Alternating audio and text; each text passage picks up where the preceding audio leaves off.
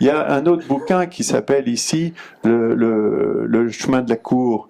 Et j'y raconte comment Meyer Habib, dont on a parlé tout à l'heure, a été élu. Ce qu'il y a de grave, c'est pas tant qu'il ait été élu. Ce qu'il y a de grave, c'est qu'il y a une loi en France et qui est nouvelle. Et je le raconte dans ce bouquin, dans un petit chapitre. Hein.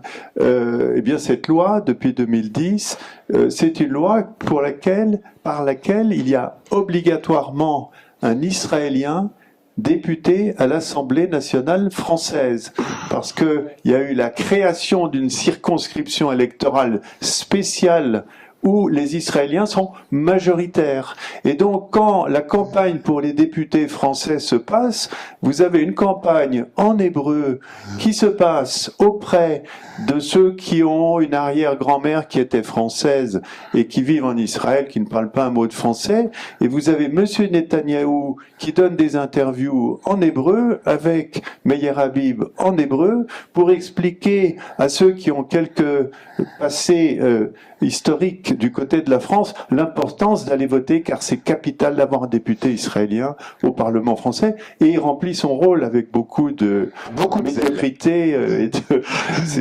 voilà.